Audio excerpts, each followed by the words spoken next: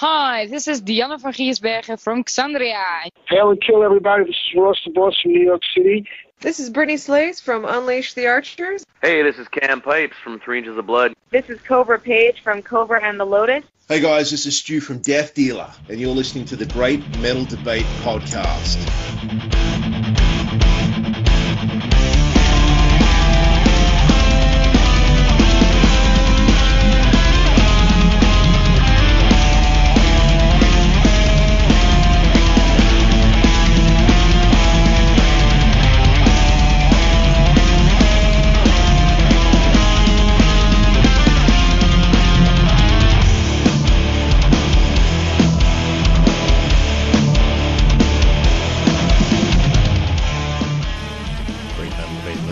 Welcome back to the podcast. This is Gomthog, and we are pleased to bring you another of our metal artist interviews. Today we're going all the way out to Europe, indeed to Greece, where I'm pleased to be joined by Kostas Salomidis, guitarist for the doom metal band Sorrow's Path. Kostas, thank you so much for joining us today on the Great Metal Debate. Thank you very much. This is a pleasure talking to you. All right, so Kostas, Sorrow's Path has a history that goes back to the early 1990s. I wonder if you could give us a brief overview of the journey that the band has taken over the past 2 decades. Sorrow's Path was founded back in 1993 and released 2 demos. We had some really unfortunate events back in the 90s. Our founder, Takis Drakopoulos, died because of a brain disease after the release of our first demo, and the co-founder, me, had some neck paralysis after a motorcycle accident, something that happened after the military services of the members of the band in late 90s. Fortunately, I managed to get better so we could reunite in 2005.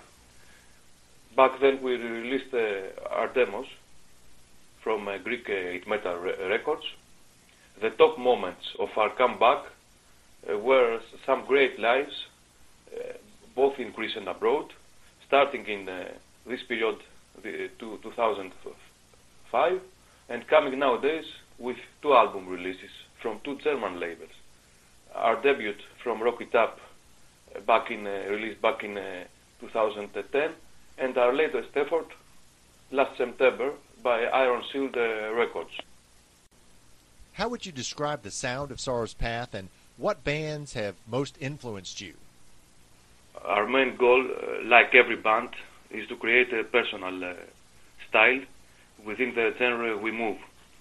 Fortunately, since the previous album, the positive reviews were focused in the personality of the band that mixes some elements with doom, whether they belong to the heavy power or prog genre, or in more oriental and gothic tunes. In the new album, we think we settled into a more compact, heavy doom style, which we believe is our total real and personal identity. And so I wonder, what do you think about the variety of styles and genres in modern heavy metal music, such as folk or metalcore, symphonic, brutal death, etc., and how does Sorrow's Path fit among those? Well, as I just mentioned, we are not a retro band that follows some metal revival fashions of the 80s, etc.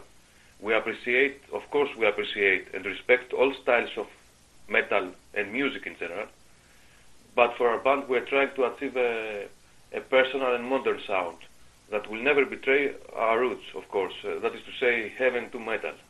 Sorrow's Path has a new album released just this past September. Can you tell our listeners a little about that latest album, Doom Philosophy? Our second album was recorded, mixed and mastered by Vangelis Gialamas at Fragile Studio in Athens, Greece. It contains 11 heavy doom songs, and we were really honored to have 2 very well-known guests that inspired us very much to form our band back in the 90s, of course. Firstly, Snowy Shaw, who listened to our last video clip for the last album, The Wrath of Nihilism, the video clip Empty Eyes and Blackened Hearts, and he liked it very much, the stuff very much. So he honored us singing a duet for the song Everything Can Change with our singer Angelos Ioannidis, plus the huge honor that Edgar Rivera did for us, the ex-Solitude Turnus guitarist, the American guitarist, a band that also influenced us to form the band Soros Path very much. He played a solo for the opening song Tragedy. We are totally satisfied about the new album. And the whole process took at about 6 months. So we had the time to check all details about this. And so have you been pleased with the early response to the album from fans and critics? Well, fortunately, the reviews are very encouraging and even better in general than the previous album. This is very positive because many bands have some problems after a quite successful debut. We have no complaints, and especially the fans of the band, the friends of the band, our Doom brothers and sisters, are very excited and supportive to the band, which is very important, since the band survives through the support of people who buy merchandise and go to concerts. And so now with the new album under your belt, what are the band's plans for 2015? We already performed some lives in Greece in the last months of 2014. The new year will be a year of live performances to promote the new stuff. Early February we support the great German metalers Scanner in Athens, and then we will try to book some weekend shows in European countries or participating in some bigger festivals. You know, we have to see the budget and be very careful about it, because we want the band to survive through these difficult times we're living, and we all live.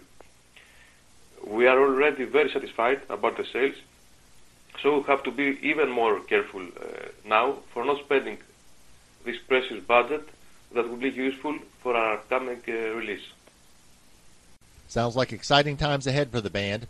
So, Kostas, how can fans who want to support Soros Path learn more about the band and purchase music and merchandise? You can visit our official pages, our official site and Facebook page, Soros Path Net, and Facebook.com Soros Path. Our album is available everywhere on the net, in audio and digital format. You can also buy from our German label, Iron Shield Records, and if you wish to order directly from the band, our merchandise, and support us, just visit our official Well, I want to encourage all our listeners to check out Soros Path and that new album, Doom Philosophy. Kostas, thank you so much for taking the time to join us today on the podcast. Thank you very much for the honor of this interview. Hope to meet you on the road soon.